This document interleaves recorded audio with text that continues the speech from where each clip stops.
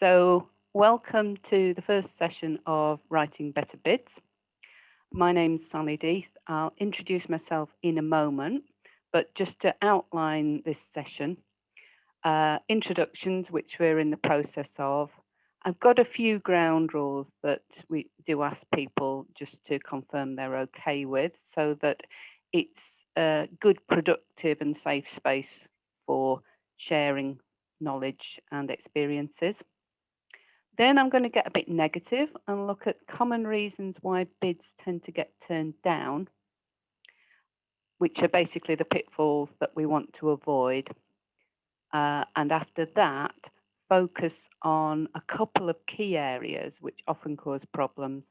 One is evidencing the need for what you want to do, and the other is measuring the outcomes, the results of that you hope will come from what you do. And then we'll have a 10-minute break because you'll have worked hard enough by then. And then another key question is around promoting inclusion. So we'll focus on that and some other key questions. And at that point, if there are any that I haven't covered, then do raise them. And then lastly, much more positively, how you show how good you are at what you want to do and why people should support you. And then next week, we've got a second session. It's a different time. It's still the Thursday, but it's 2 o'clock and it's till 3:30. And that will be taking things a bit further, looking at grants versus contracts, the differences and the implications of those, packaging projects to appeal to different funders, and examples of where you might actually decide not to go for a certain fund. When is it not worth it? So that's next week. So I work on a sessional basis for Good Things Foundation, but in the rest of the week, I focus on funding advice and funding skills courses. I live in West Yorkshire and I work in Greater Manchester doing that. If you haven't already introduced yourself in the chat panel, if you could do that while we're going along.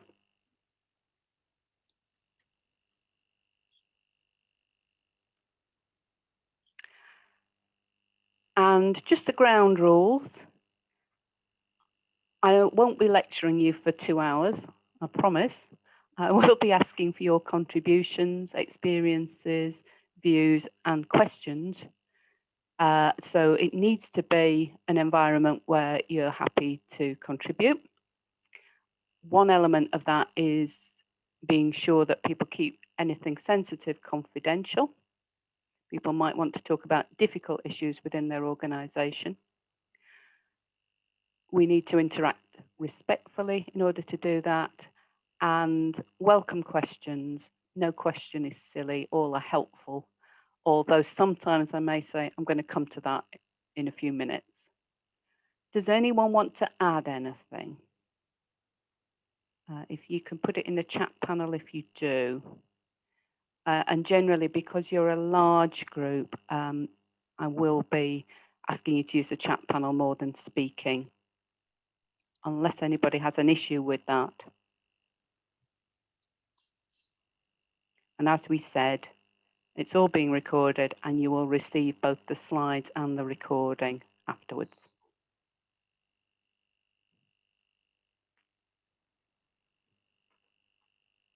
Is that all okay?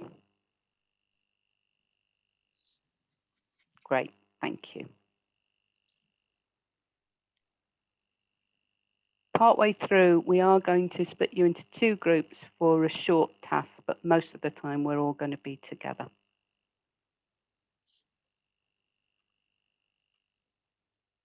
So, just by way of introduction, a few key terms which are good to get clear.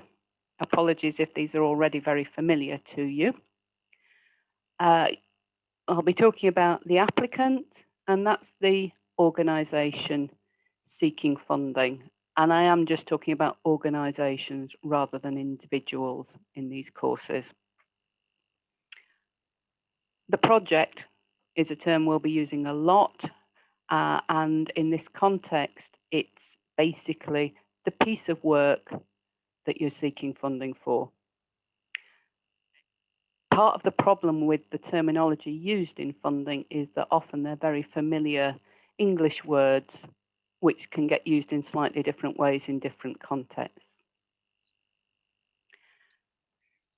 Core costs are the continuing costs of the organisation. So if you have a venue, your basic office premises costs, you might have governance costs associated with your management committee, you might have a manager, admin staff. They're the things that need to be paid for as long as the organisation lasts, really. So they're different from projects which are often time limited. Another term we'll be using quite a lot is eligible. Under the terms of the fund, can this organisation apply and be funded? Can this piece of work be funded? If not, under the funder's own rules, there is no point in making the application. And the funders can set their own rules for that. And as we'll see, their eligibility criteria are quite variable. So there may well be things that you can't apply for, but others that you can. Aims are the purpose either of the organisation, why was it set up, why does it exist, or of a project. And that's like your vision, where you're heading towards. And then there are the objectives, which are the practical steps to get there. So Good Things Foundation's overall aim might be to promote digital inclusion, and once everyone is online and a level playing field, they might say, our work is done, we can pack up and go home. They might argue that actually their vision is a lot wider than that. I'm just using that as an example. And I don't think that the staff are in danger of being made redundant anytime soon, because we all know that's a long way off.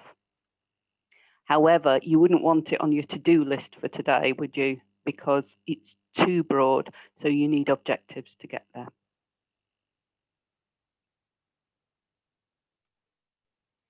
So, the negatives, common reasons why bids are turned down. I've split these into 3 sections: who's applying, what they're applying for, and the bid itself.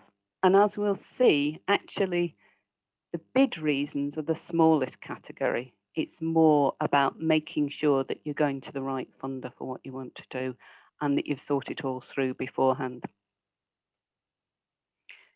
Issues with the applicants. Are they eligible? Are they allowed to apply under the terms of the grant? That may be to do with what kind of organisation they are. So we know from the chat panel that Cheryl works for a local authority. There'll be some funds they can't apply for. There'll be other funds that other people can't apply for because they're based in the wrong area, or they are too large for a fund targeted at small organisations, or even occasionally too small for a fund that's aimed at larger ones. And there's also sometimes an issue about the legal status of the organisation that's applying. If we go back up to the top of the chat panel, there is a poll asking whether your organisation is a registered charity, a community interest company, or neither. Could you vote, please? And tell us which is you.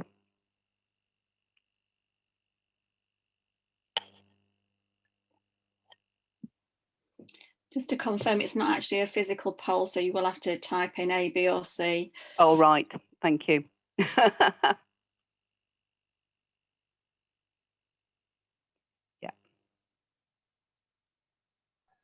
Where is the slide? Not to worry, Evie. If you just type A, if your organisation is a registered charity. I think it's a community interest company, isn't it? You said so. You're B. Yeah. So we've got quite a lot of registered charities there.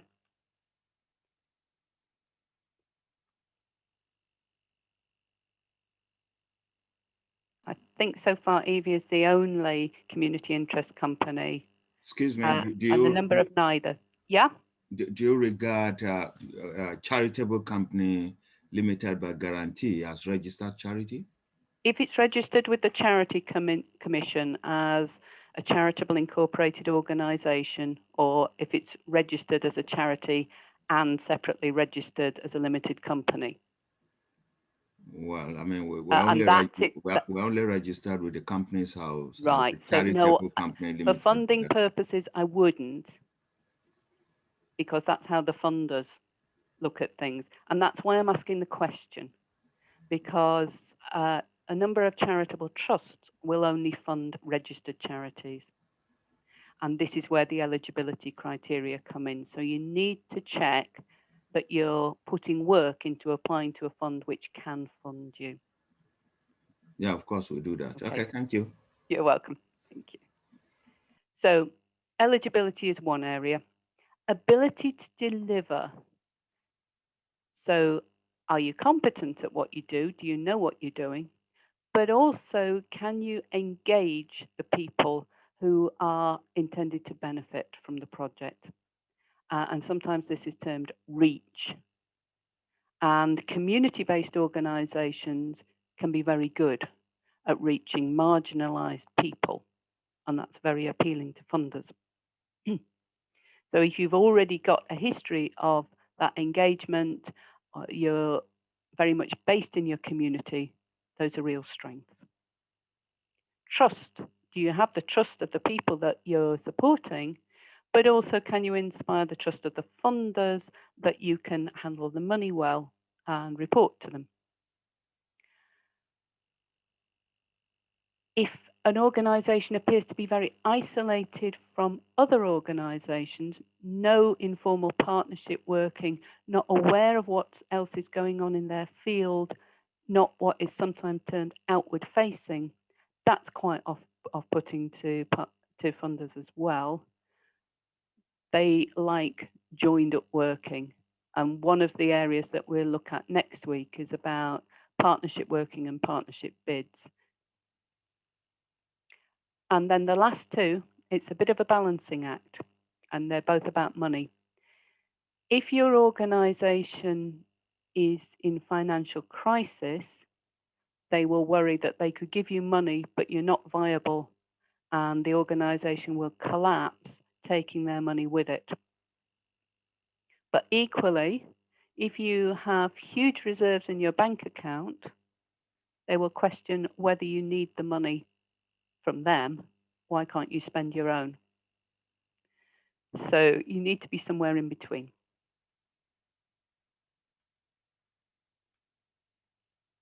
In terms of the project, bids can be turned down because they don't seem very well thought through, a lack of planning. And if you're working with children, young people, or vulnerable adults, if there isn't robust safeguarding in place, then that will really put them off. And you can imagine why they would not want to be associated with a project where people are at risk. Or if there's a lack of evidence of the need for the project and demand from the people who are supposed to benefit. And as I said, that's one of the areas we'll focus on.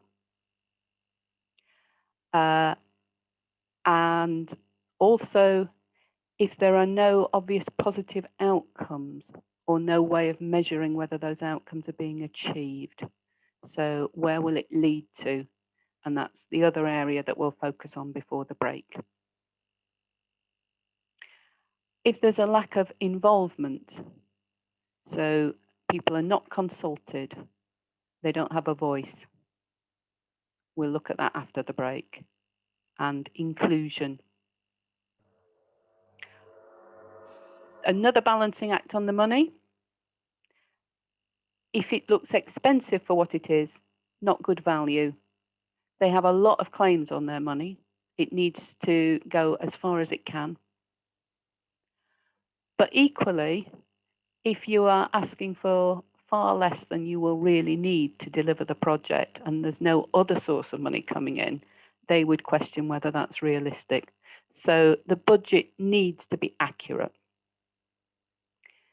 And lastly, the sustainability question, what happens after the grant? I'll talk about that after the break as well. Yes, Evie, I know there can be an issue, or you feel too small for one thing and too large for another. But there are some in-between funds, I promise. And with the bid itself, there's the timing. Could be that you missed a deadline. And obviously it wouldn't be fair to people who've really pushed to get a bid in on time if they didn't observe the deadlines. It could be that you've already spent the money and you're looking to have it refunded, or you've already run the project. That's termed retrospective funding, and it's nearly always on the list of things excluded. They say if you were so confident you would get the money that you just went ahead anyway, you can't need ours. So beware of that. You need to apply well in advance. Incomplete applications, often as a result of not reading the guidance. I know people are all very busy and you've got an application form and sometimes quite a long guidance document, and you think, I haven't time to read that, I'll just go straight to the form. But actually, the people who read the guidance tend to have a much higher success rate, because sometimes it isn't obvious from the questions exactly what they want covered in the answer, and the guidance is what tells you. And the tone. Tone is an interesting one, and it's different for different funders. If you're bidding for a contract, the main thing is to look competent and professional. But if you're applying for a grant, then often they want a bit of passion in there, the personal experience coming through. This is why we really care about this, because you're trying to get them to care as well. However, if you overdo that, it can be a bit like emotional blackmail. And I heard a funder say once, don't write to us, give us the money or the kitten gets it. So again, a bit of a balancing act there. When we come to the end of the session, we have a slide on sources of help. One of the sources of help is the Critical Friend service from Good Things Foundation, where we look over your draft bids or bids that have been turned down and give you feedback. And tone is one of the things we can talk about. Shamsha, we'll talk about sustainability after the break. Yes, it is an important issue. So, need and demand. What are funders looking for? A problem faced by your target group, or a lack of opportunity that others would take for granted. If you're working in the field of digital inclusion, it's very easy to make the case for that. Backed by current evidence, so not something from 3 years ago, but recent. Gaps in current services, so thinking about being outward facing, you're aware of what else is going on that might be available to the target group, but also that that's not fully accessible to them or not fully meeting their needs. So there is what we would call a niche for what you want to do. And a solution. It's not just the negatives. and evidence that the target group want this and will take up the opportunity. So that's the demand.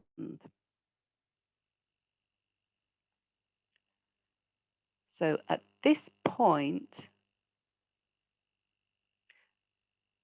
we're going to split you into groups just to discuss the following sample answer to the question, what is the need for your project? So there's a sample answer there. What are its strengths and weaknesses? How could you improve it? Thank you. Group one, you could unmute yourselves if you wanted, but can you give us 1 point that you came up with in terms of your assessment of this as an answer? Are we group one? I think we were group one. I don't remember what group was. Oh, well, Evie's group, right, 1 point, please. We just said it was very, very vague, and because most of us are teachers, we are saying should be smart, specificable, measurable, achievable, and all the Right. smart things that you will do for lesson plans. When we come to outcomes, smart outcomes will be very relevant there, yes. But yes, vagueness is not helpful, is it? If you were trying to assess this to decide whether to give it money, then you want things to be specific. Thank you. Another group, doesn't matter if you can't remember what number you were, but we have 6 groups. Hello.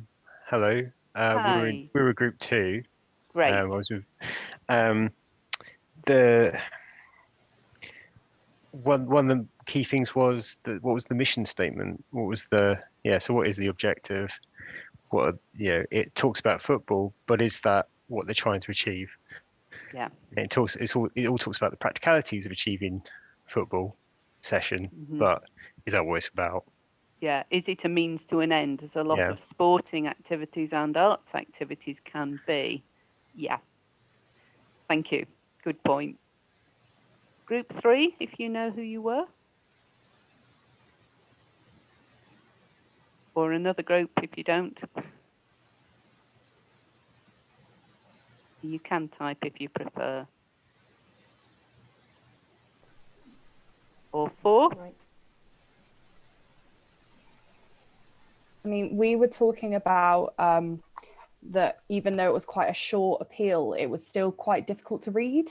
So perhaps if it is a short bid, making sure your language is really targeted and making sure it's cohesive and makes sense, because it was quite hard to establish what was the most priority. There was a few things that they needed the money for, and what was the highest priority, and even using maybe an anecdote or something about how the money will actually be used in that as well. So yeah, it was just more of a specific use of language and being really mindful of making sure it is clear what you're asking for.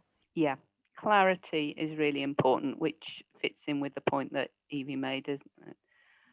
And it's okay to be asking for more than one item, because it might all be part of a package that allows the project to succeed. But it's back to the previous point about what is this intended to achieve? What's it all in the service of? And that needs to be one clear thing. Yeah. So any other improvements or points from the other groups? I think their sense of purpose didn't come through quite. Football is a means to an end. What is that end? And there's a richness of end in that, which is companionship, reducing isolation, not letting people deteriorate in their mental health, kind of create motivation in people that are so really, in need of help. But I think they had a good point on the uniforms. I mean, it's really important not to score an own goal, It is, yes. It's not that any of the things they're asking for are not needed, but No. as you say, they could have made a much better case Yes. for the benefits that could come from doing this. We also said about not having data in there, not having numbers in there. I don't know, this some 70% of people in our area are playing football in their homes, 10% of them, and by the end of this, so there is no really a time scale in there or data to reflect the need of that. That's true. So I'm going to show you a list of possible improvements.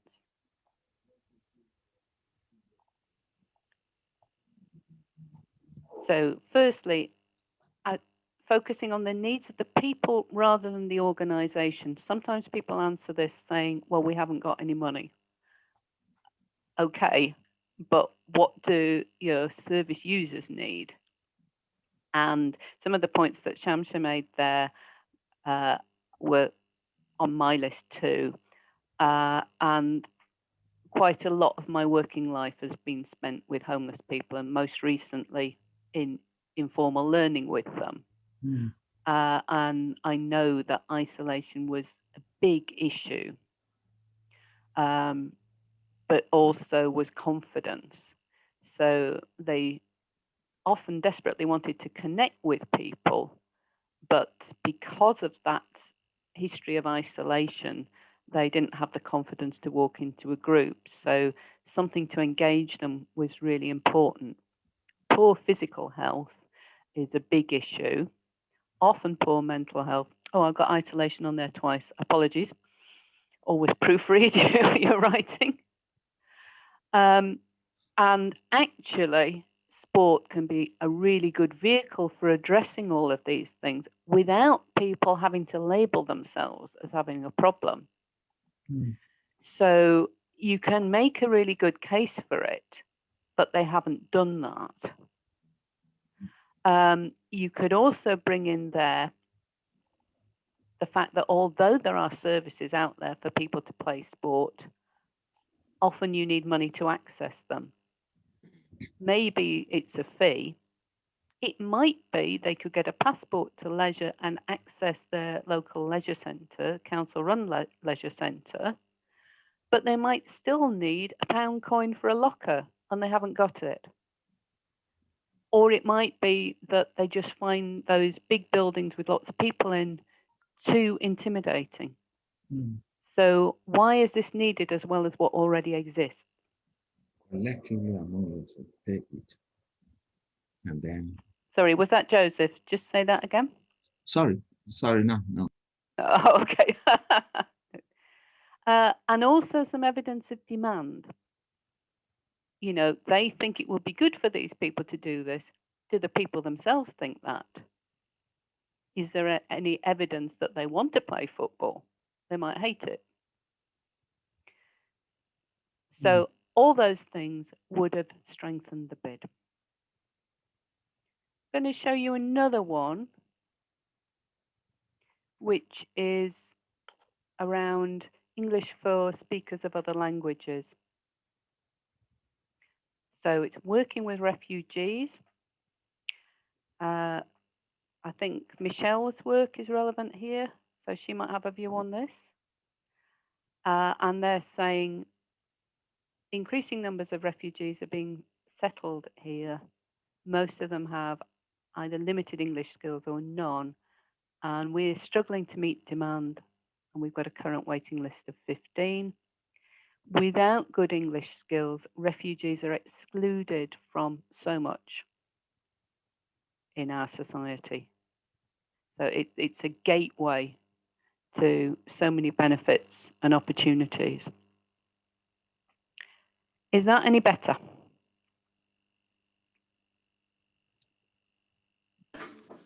Not much. What do you want in there as well? I think there needs to, for me, there needs to be a bit of background to the project, what their outcomes would be. That's a separate question, which we're coming on to be fair to them. This is just the need for the project. I think you need to talk about if there is anybody else providing, and if there isn't, the fact that you've got a waiting list probably is very good sort of rebuttal to saying, well, there are other providers. So you're on strong grounds there, but it just needs to be stated. That make it explicit. Yeah. Yes, good point. Yeah, the waiting list is evidence of demand. So that is important. They could have been more specific on the numbers.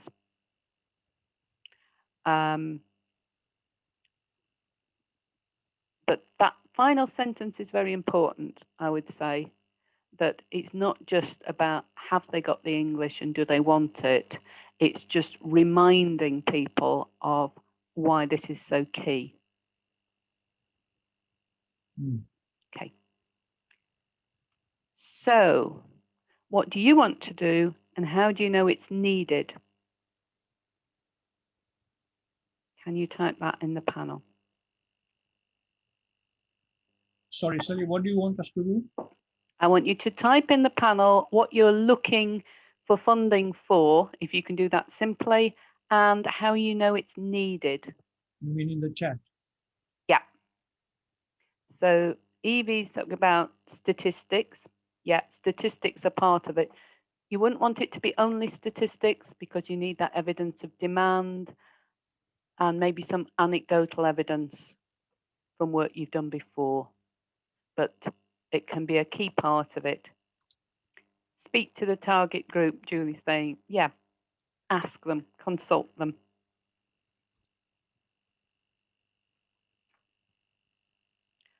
Make use of research. Yeah, it doesn't always have to be your own research. This is Martin's point.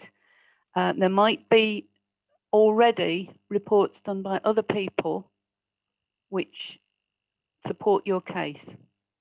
And actually, in some ways, that's better because it's more objective. It's not just you saying this is a need, other people accept it. But it needs to be current, pretty recent. Case studies can demonstrate need from before and the effectiveness of the solution that you're using.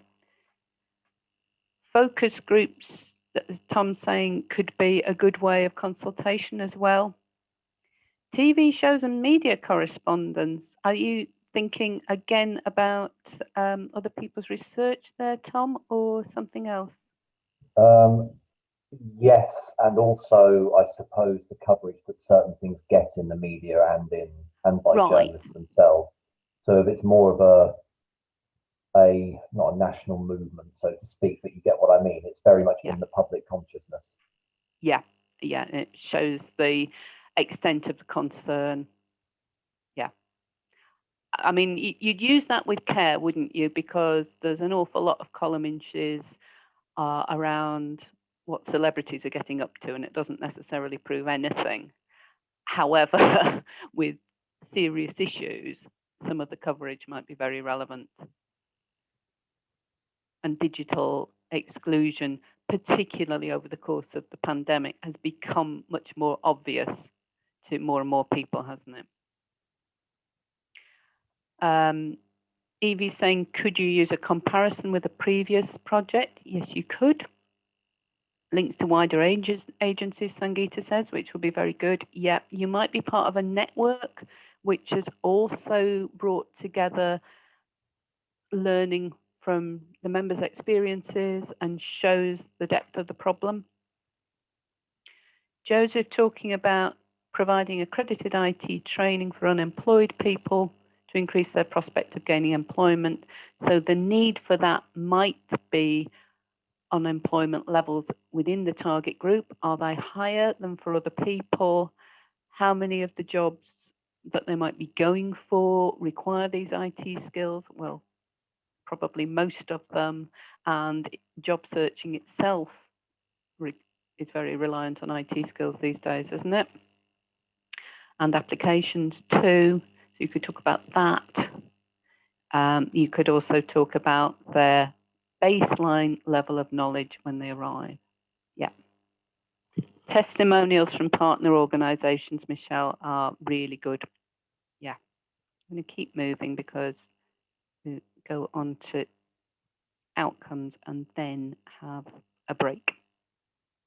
So just to summarise, consultations done in a variety of ways that are appropriate to the target group.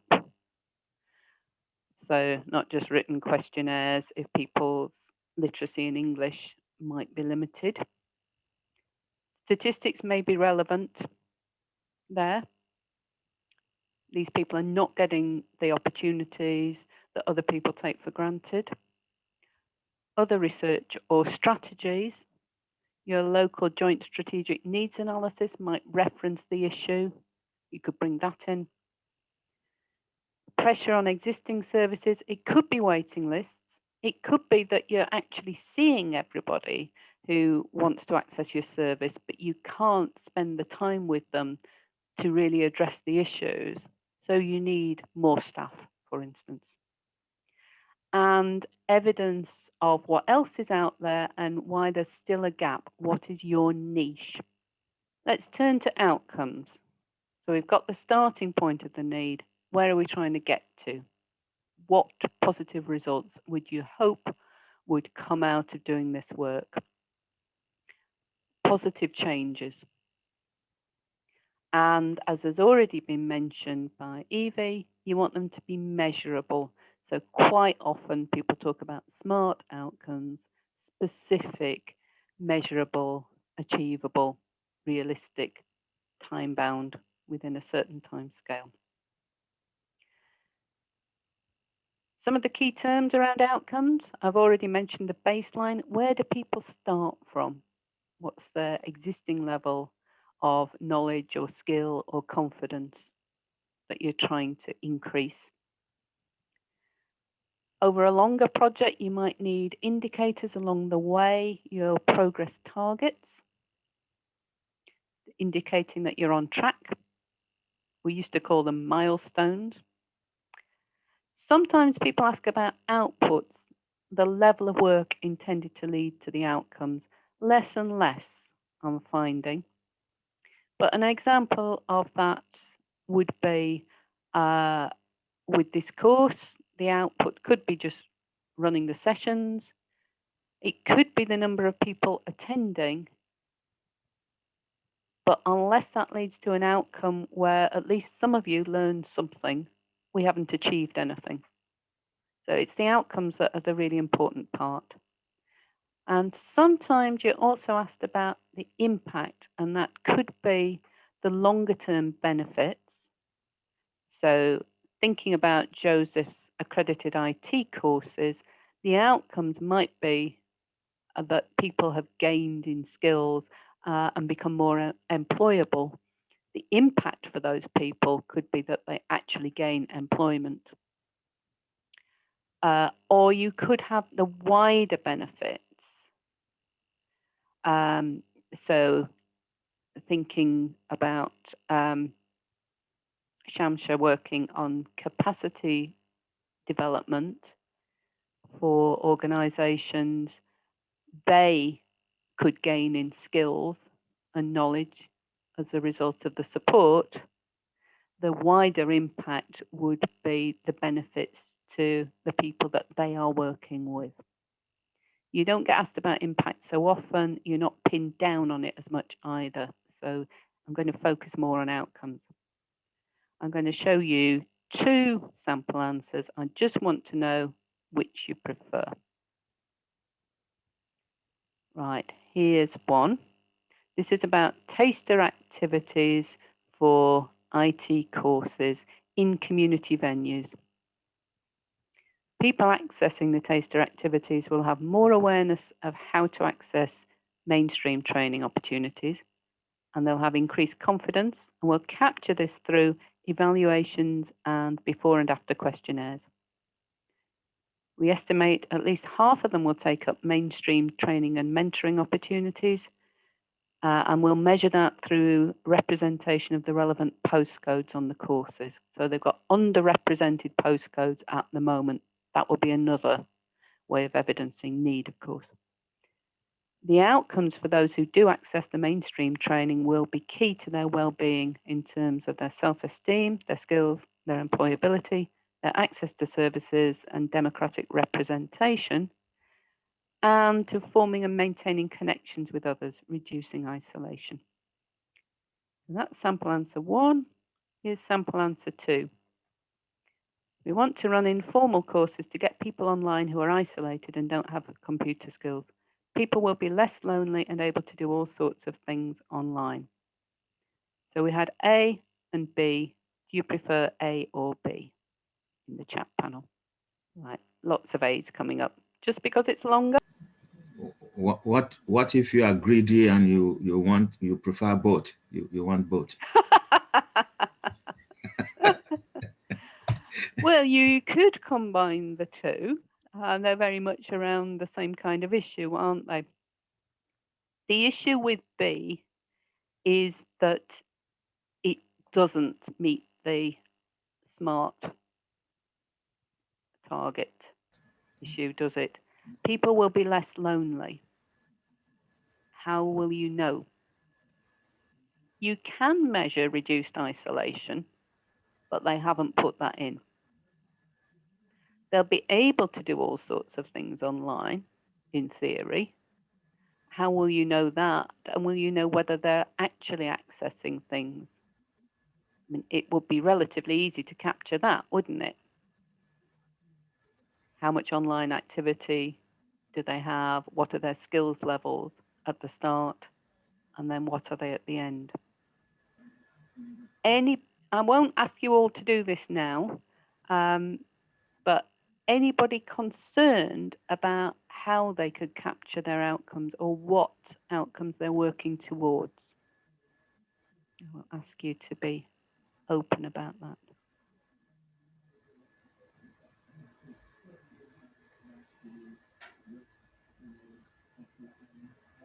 Are you all okay with that? I'll give you some examples anyway.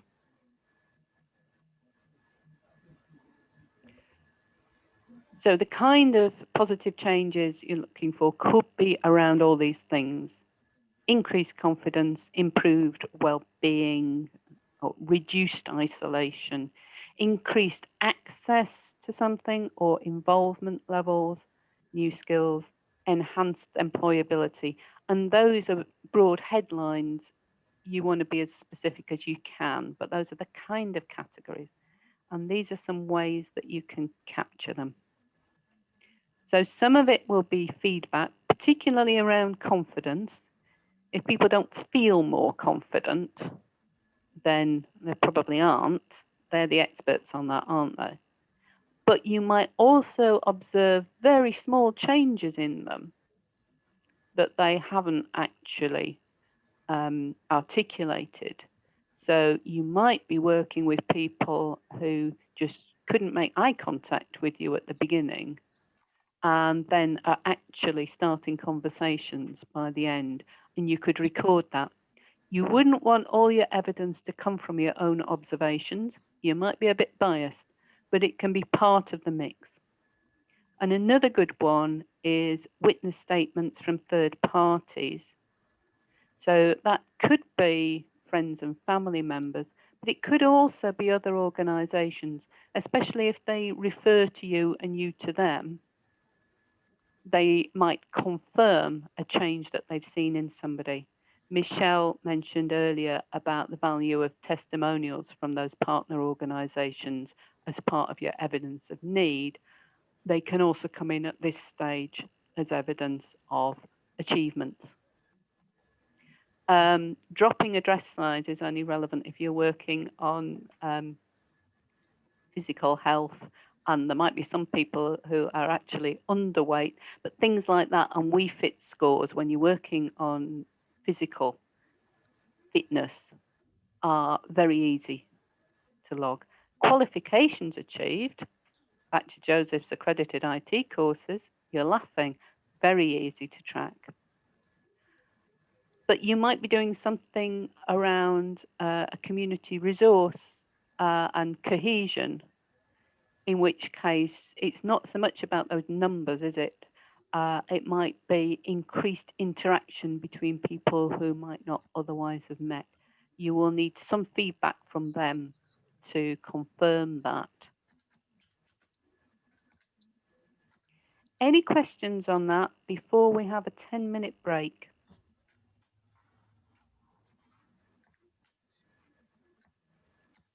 Let me just... You might need to unmute yourselves because I haven't got the chat panel open at the minute. Nothing, nobody's popped anything into the chat panel. Oh, thanks very much, Emma. Right, let's break for 10 minutes and then we'll come back. We'll look at involvement, inclusion, sustainability, demonstrating credibility, and anything else that you want to raise. Okay. See you all in 10 minutes. Thanks, Emma. Thank you. Welcome back, everybody. So let's move on to inclusion. Oh, we've got somebody to come in. Are you on that, Emma? Yes. Yeah, I've admitted them. Great, thank you. So you might get a question saying, how will you ensure that the service is inclusive? It might be phrased as, how will it be accessible to everyone who might need it? And sometimes people interpret this in the sense of disability access, sometimes, but usually that's not broad enough. If anything, it helps to think, well, what might exclude people from accessing it and how can we minimize those barriers? And it might be that you can only minimize the barriers once you've got the grant, but that's fine. You've got a plan. It doesn't mean if you're running a women's refuge, it has to be accessible to men, but it does mean you have to think about all the different needs of the different women who might need it. So I've got a couple of sample answers to show you. I don't need you to compare them. It's just to show how you could actually approach it in different ways depending what you're doing. And then we'll talk about some more general ways of promoting inclusion. The beauty of these questions is they are almost always open questions. They say, what's your approach to doing this? Rather than, do you do this? So you can focus on what's appropriate in your context. So going back to the taster sessions for digital skills courses, part of their answer is their partnerships with locally based community groups and also with the housing provider on the target estates. So we said before that partnerships are very good for ensuring that you're not duplicating what other people are doing. They can confirm the need for what you want to do and the effectiveness of it. They're also a good way of reaching people, because if they don't know you, but they know the partner agency, then they're more likely to access and trust you.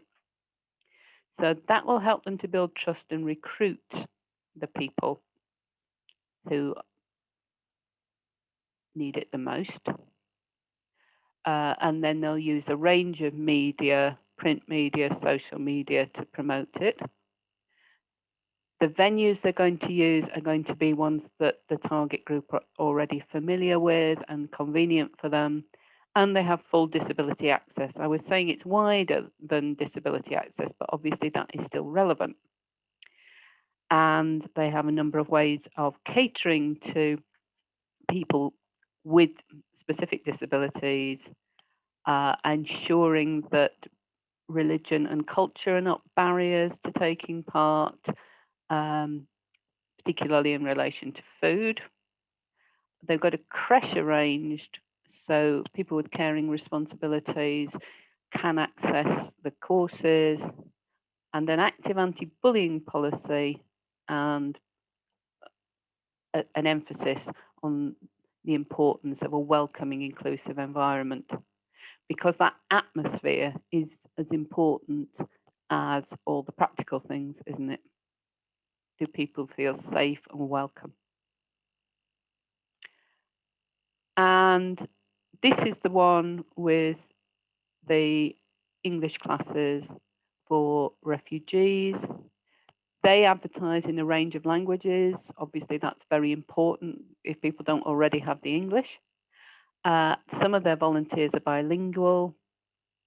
If you have bilingual volunteers or staff, you can include that. It's not a requirement, but it's clearly an advantage. They also use the venues which are likely to be most convenient for people, but they can refund bus fares for people who are further away. Of course, for some people, refunding bus fares isn't enough to get over an economic barrier if they don't have the money to pay up front, but it is a lot better than not doing that at all. So there can be an economic aspect to it, depending on who you're working with. So in general terms, you do want accessible, welcoming premises if you're expecting people to come to you, but you might be able to go to them, or they might be already online and you can run an online service which gets around some of those access issues.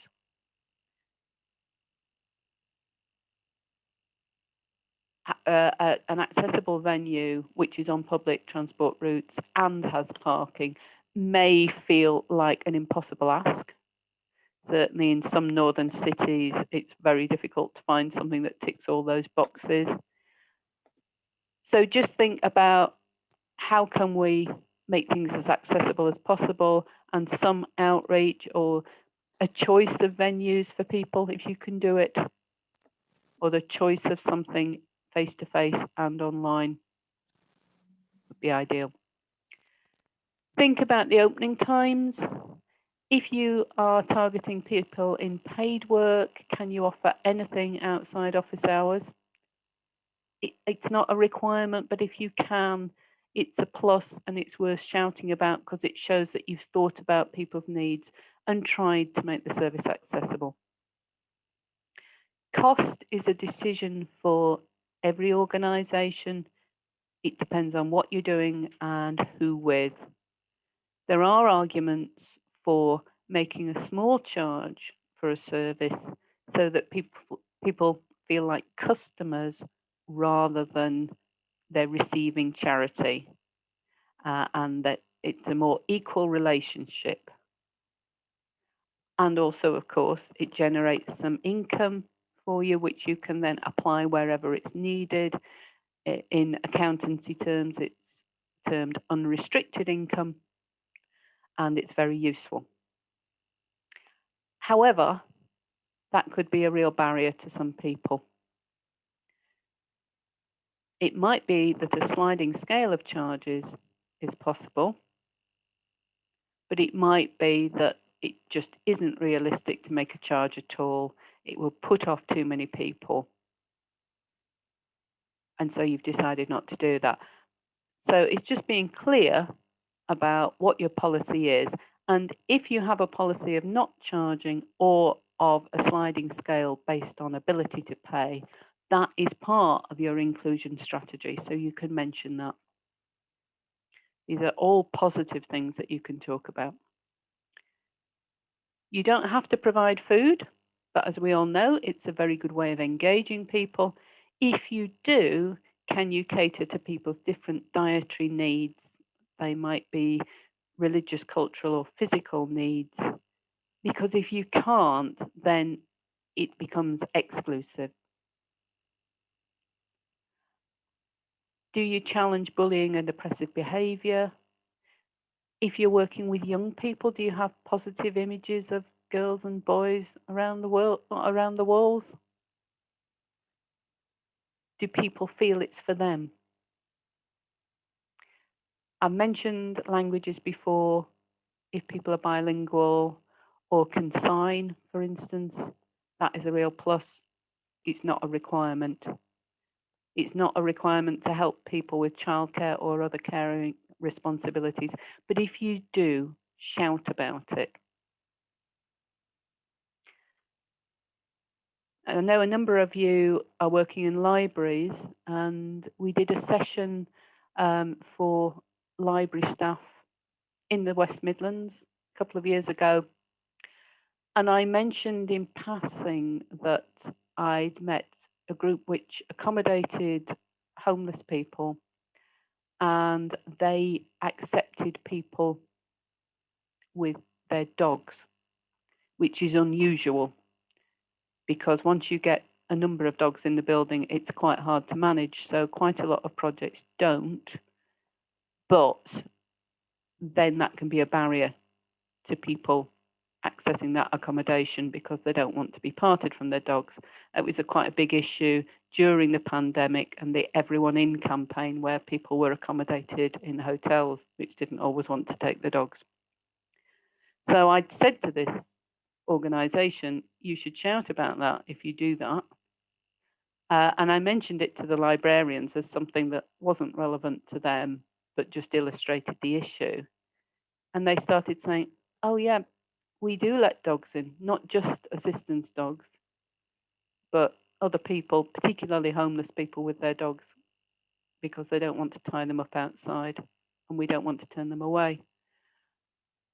And I said, well, if you do that, you should shout about it. So sometimes you need to take a step back from what you're doing because it will be every day and routine to you, and you may not recognize the things you should be boasting about. It might be worth asking somebody else. Anybody got other examples of ways to promote inclusion? I know a couple of you are working with people with learning disabilities, Kerry and Shamsha with other hat on. Kerry, I want to come back to the point you made about co-production in a minute when we're talking about involvement. But I imagine you'd be using easy read documents and a lot of visuals. Would that be right? Yeah. Yeah. And of course, that's accessible to everybody. Yeah. So that kind of thing is really important to mention. And Shamsha, was you involved with the advocacy? Well, I mean, I think it's, wasn't it? You know, it's very important that the imagery around the building reflects clients. Yeah. So, for example, if you walk into Sata's office, where, you know, the first thing that you actually see is a picture of a lot of, you know, people, you know, who obviously from, you know, have learning disabilities, who are, if you like, our advisory council anyway. So, you know, that really, in a sense, says this is my place. You know, I'm okay here. Yes. And the other thing is, I think the cultural side of things, because I work with a lot of groups from, you know, the refugee communities, and you know, the welcome that you receive when you first come in is a very cultural thing. Okay, you know, if that welcome in the very first instance when people walk in isn't there, then I think that just creates a distance, which, I mean, it's very, very difficult to kind of put your finger on it, but I think it's important to be sensitive about that. I couldn't agree more. I think it's very easy to forget how hard it can be to walk into an unfamiliar building, room, organization. And the more we can do to help people take that first step, the better. Yeah. I'm in normal times a member of an amateur choir, and when I joined it, I'd just moved to the area, and it was a long time ago. So the way you joined was to phone the secretary, and she said, "I'll meet you outside and take you in." And that Yeah. was so helpful, Yeah. and found me a seat. Yes. And very small thing, but really useful. Yeah. And with my homeless learners, getting them across the threshold was the really hard part. Once they were in, and the peer group were making them welcome as well as us and the Yeah. volunteers, Mm. you couldn't get them out again. Mm. But a lot of Excellent. people, there was a danger that they never get across the threshold in the first place. But I Yeah. think you're absolutely right. And that issue about images is definitely right too. And it reflects the client group, but also the potential client group. Mm. You could be in a village that's 99% white British, and a family moves into the area. Will they feel welcome? Are people looking out for them? Or have they never considered their needs? Yeah. I mean, I think, people are kind of more open than we sometimes give them credit for. So Yeah. I think it's actually the approach really, one of the good practices that one of my client organization has adopted, which I would like to share, is what they do is when people walk in, sometimes the right person that they need to speak to isn't there. Yeah. Now, what you need to understand is that's not their fault. Okay. So what these people actually do is they say, look, so and so who should be helping you isn't here, but I am here. And then say, can I take your name and details and some kind of contact address and make an inquiry, and we will definitely get back to you. Now that is a very, very good thing to do, because it's a situation where you're not fobbed off because so and so wasn't there. Well, it's taking responsibility, isn't that's it? right. Yeah. Yeah. And they're very good at that. And that is something that, we've received a lot of feedback about, and saying, when I first came here, this is what happened to me. And, then in a sense, kind of, they've been clients and now volunteers in this organization, because of that, really, And so I think that's very important. The first approach is when we make decisions about, whether we like something or not. And it's important to remember that. That client volunteering is another part of your outcome evidence too. It shows the appreciation people have of an organization if they're then going to invest their time. And of course, then they become models, don't they? For role models for the people coming on after them. So it's also part of the effectiveness and inclusion. Very powerful. Yes. And I think the reception services are a key aspect of organizations, which not all of them pay enough attention to. Yes. It can be undervalued as a role, but it's so important, as you say, that first experience. So those of you who do pay attention to that, maybe you have a vase of flowers on reception, or just something like that, and some very friendly people. But makes a big difference. Train them and make them understand the importance of their role. Okay, they're not just a receptionist. They are actually the marketing officer. They are. Of the organization. Absolutely. Thank you. Okay. And Evie said in the chat panel that one-to-one help for learners who need that extra help. Yes, that's part of the access too, isn't it? Sally, and a tailor-made service. I just feel like sometimes people just mention about ISO and the immigrants and all that, but they are not the people that need the help with English. 90% of my clients are English. They are English. They speak much better than me. But if you give them any task to read, they struggle. They struggle so much to understand the form and everything. So, if people focus a lot in the ISO, and it's good, it's brilliant, but this happened to people that are born in this country, and they need that help too. And it's very hard for them to ask for that help because there's a stigma around not being able to read and write your own language here, isn't there? And so that the sensitivity to that is really important too, and looking out for it.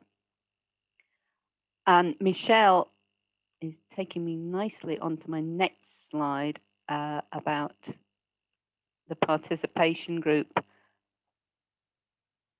and the voice and decisions that people have. And that's your asylum seekers group, is it, Michelle?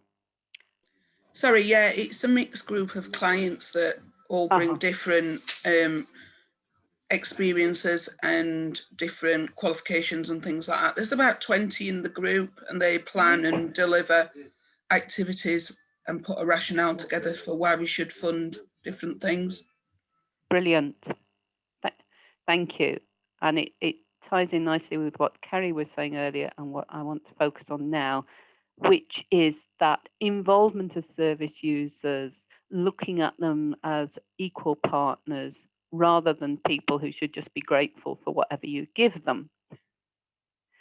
And most funders want to see some evidence of that approach. They're not prescriptive about how you do it. It needs to be appropriate to what you're doing and who you're working with, but the approach is there.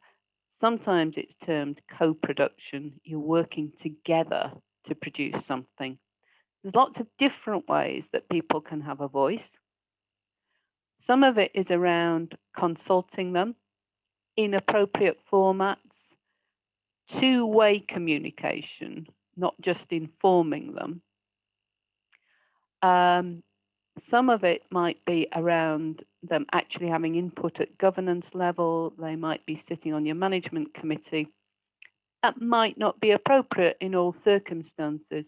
If you're working with people in crisis, then trying to get them along to some fairly dry meetings might not be very effective. However, you might be able to recruit some people with lived experience of those issues who come through the other side, who are willing and able to commit to that.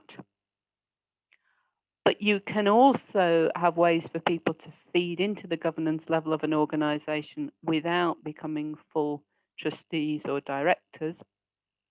You can have an open forum at the beginning of each meeting where all the service users are welcome to raise issues that concern them, and then they can stay for the rest if they want, but they don't have to. You can go and consult them in the kind of focus groups that Tom mentioned earlier, go to where they are. You can devolve part of the budget so that they choose how to spend it. Is that what you were referring to there, Michelle? Participatory budgeting, as it's sometimes termed?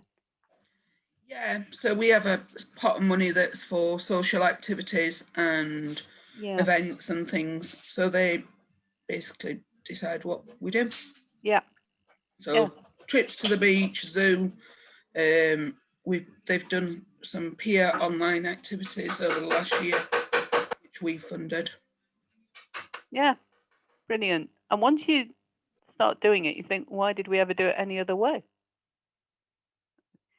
At the very least, you want people to have choices about the activities they take part in, when and where they are. They don't just have to have what they're given. Kerry, can you add anything from your experience? Because the learning disability movement, I think, is real pioneers with this. If you go back far enough in time, people assumed that people with learning disabilities could not make these decisions. And actually, there's brilliant work going on. A lot of people first organisations where they are the trustees, including roles like treasurer and chair. They are employing the staff, sit on recruitment panels, etc. Yeah. From KDC, we have people with learning disabilities and autism on our trustees boards. We have a community of people that we interact with, over 120, and they're called the big group, being involved group. And every activity or any session or anything comes from them. So they're our bosses. We call them that. They're our bosses. Whatever they want, they need. We bring we take their ideas away and then look for funding to deliver that. But in the meantime, we do what we can, deliver it, we pilot it. Everything we do for them is free, and we just look for our funding elsewhere. At the moment, we're looking for funding.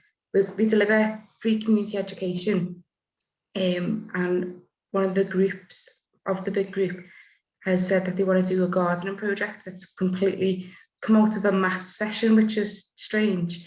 And we've got a small patch of land at the back, so we're turning that into like an allotment. And then they've asked for bees, so we're getting beehives. Wow. Everything just spins from a little idea. And I think our groups of adults with learning disabilities really feel like we are a community, like they've got a real say, and they're very much valued. Yeah. That's brilliant. And of course, the range of ideas inevitably is much wider than what you could have come up with yourselves.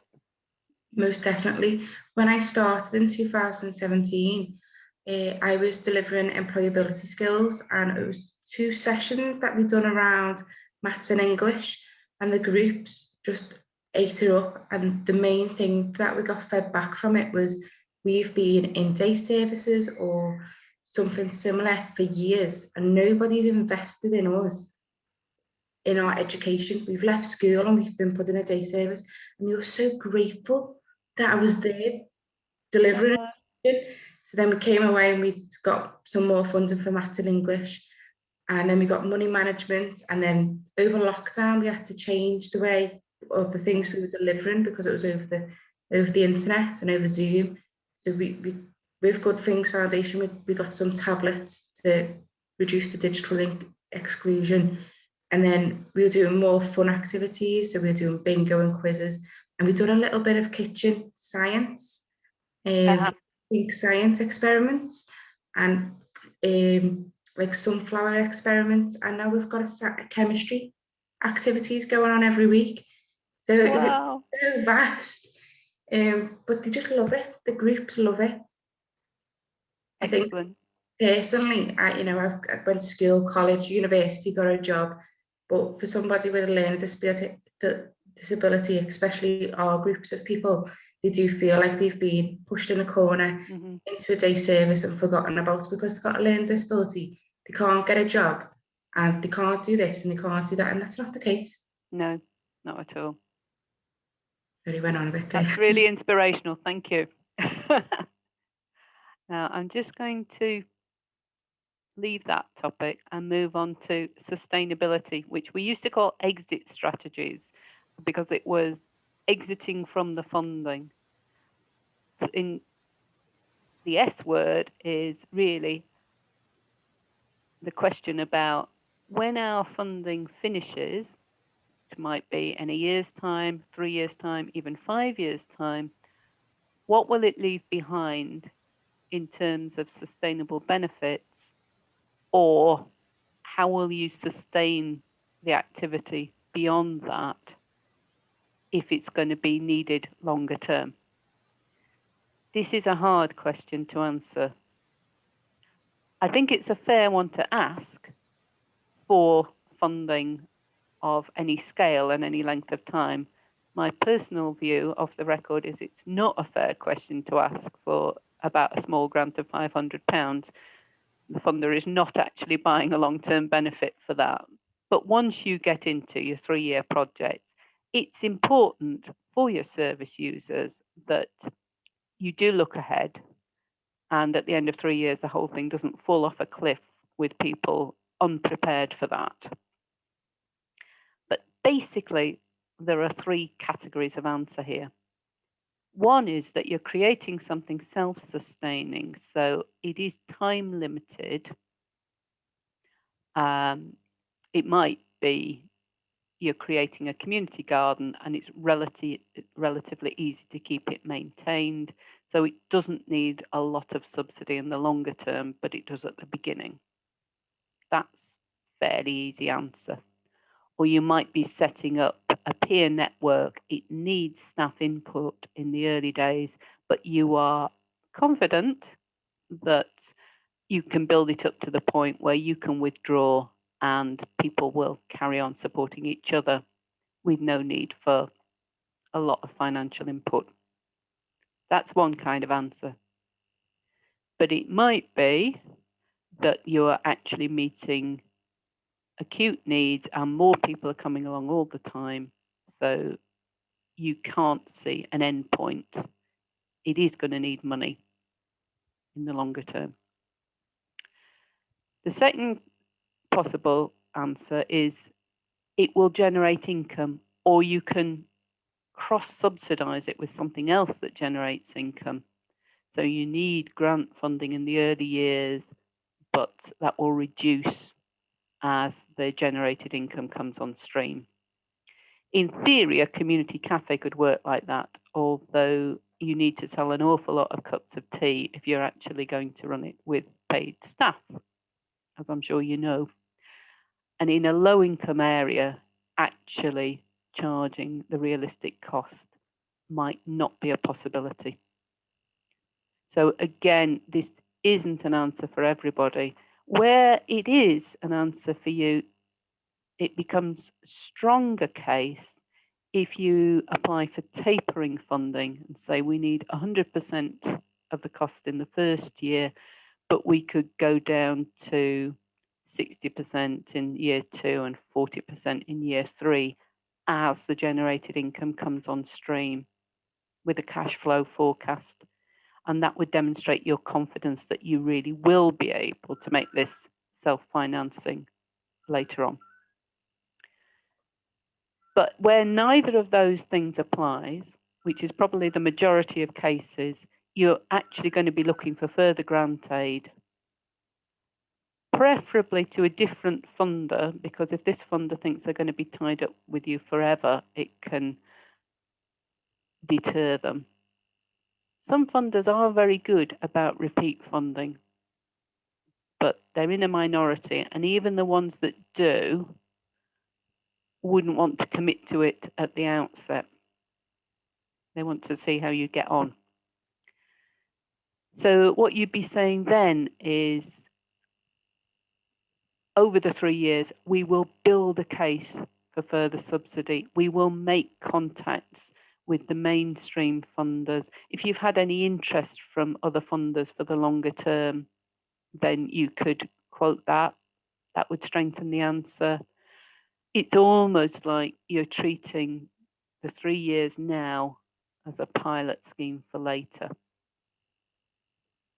So if you invest in us now, we will not sit back and wait for the end of year 3.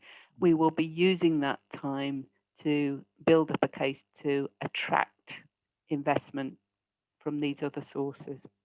And if you've got ideas of what they are, that strengthens the answer as well. Not an easy question to answer, though. Right. A question. What are you good about? What are you good at? Why should they fund you? That could be around delivering the project, which is the most important thing, but also about managing the funders' money and maintaining accountability to them, to the wider community. How do you do that? Any contributions in the chat panel? A chance to boast.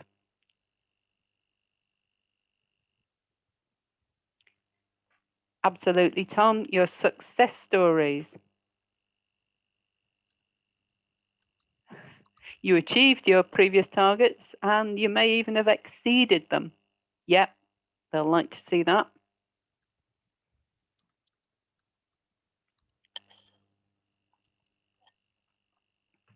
Yeah. Evidence of positive impact or growth could be statistical, could be those case studies you were talking about before. Your experience, Joseph, that could be the experience of the organisation. If you're a new organisation, it won't have any, but your individual members may well have transferable skills and experience from other contexts, so you can talk about that. Innovation, Shamsha, yeah, absolutely. Yeah, feedback from the past projects, Evie. Yes, Johanna, track record is the term for that history of success, isn't it? Good financial governance, absolutely.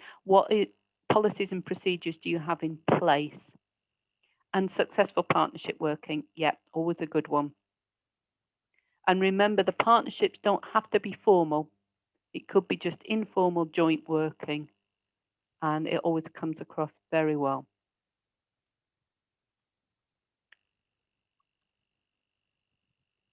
And no red flags. Yes, slightly negative, I'm sure. Yes.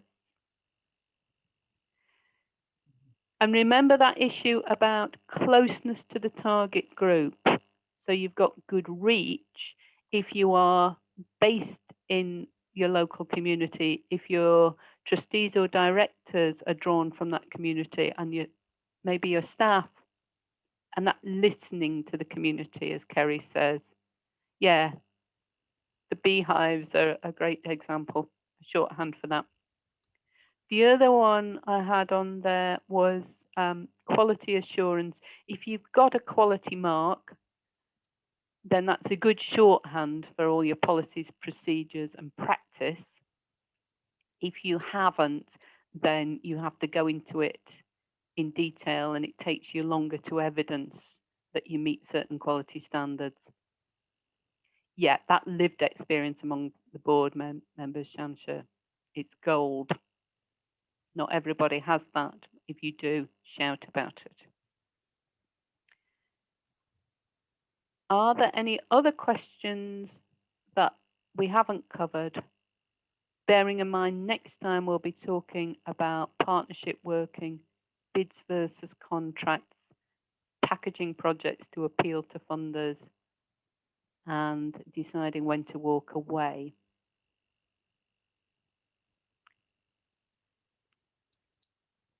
Why are the questions so repetitive, Evie? Sometimes, if you can read the whole form through and the guidance beforehand, sometimes it becomes clearer. That's not always possible on an online form where quite often you have to complete one screen before you can go to the next, which I have to say frustrates me. But sometimes you get a question in the first part, which is really about your organization, and then another question in the second part, which looks similar, but is actually about this project. Right, Shamsha, can you be more specific? You could bring them along next time. Yeah, okay.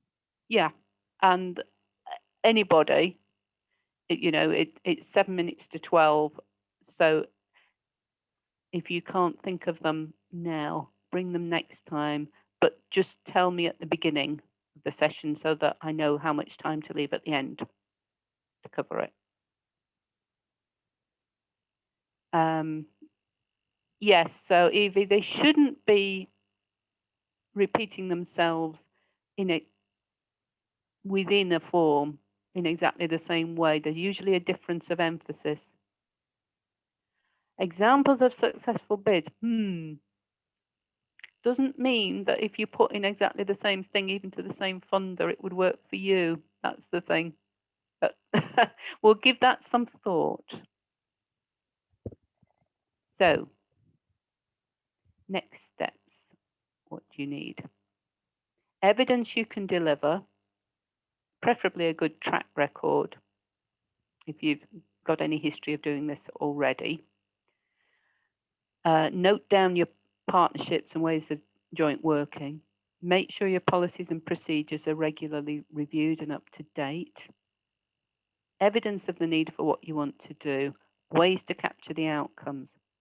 All that you can be working on at any time. I'm not suggesting you have loads of free time, but it's much easier doing it when you're not working to a tight funding deadline. And it's all relevant for whatever you want to do and wherever you want to apply. So it's like building up your credibility file. And then writing skills, can you enthuse people about your work? So it's not can you write formally, It's can you explain what you want to do in a way that appeals to people? More on that later. Now, quick recap. This is a quiz. And for those who were around in Britain in the 1980s, you might remember a program for teenagers called Blockbusters. It was a quiz, and it was all the questions were definitions of a word. You have to come up with the word which begins with the letter in the yellow hexagon. So,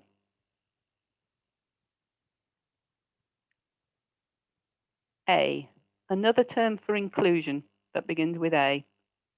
Any offers?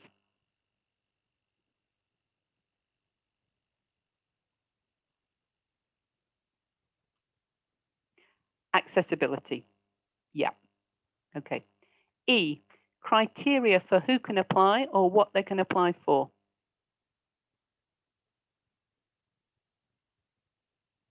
Eligibility. Yeah. O, measures of the work done to meet the outcomes. Yeah, good one, Katie. Outputs. I, ensuring people have a say in what you provide. That voice. Is it inclusion? The word say is key here. Yeah, involvement. S, your plans for after this funding ends.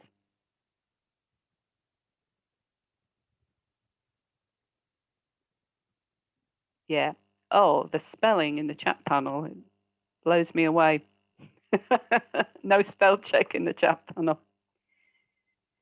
N, how your service fits with other services, and it's one element of evidencing need. So it's not need. Yeah, good one, Tom. Niche. And lastly, G, a helpful resource. Please read it. It's worth the time. Yeah, the guidance or guidelines. Excellent. So my last slide. Useful resources. We'll come back to commissioning and contracts next time.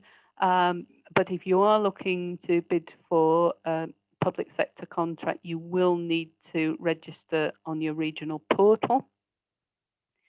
To research grants, if you are an organisation with a turnover below £30,000 a year, then you can register for free on Funding Central, but you will almost certainly have a local support organisation like a voluntary action, CVO, CVS, which may well issue regular free funding bulletins covering local and national funding sources. And if you don't know where your local one is, go onto the NAVCA website there, which is the National Association for Voluntary and Community Action, and you'll be able to find your nearest one.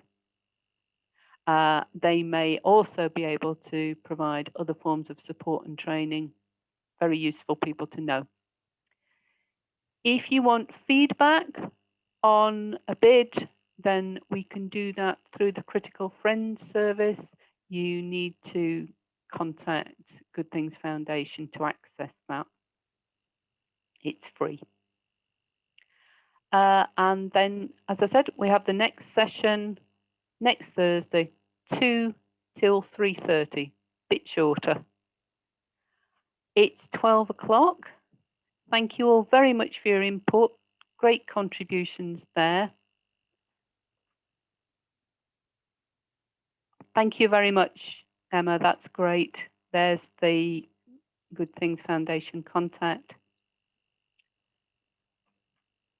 hope to see you next time if you can make it. Have a good week.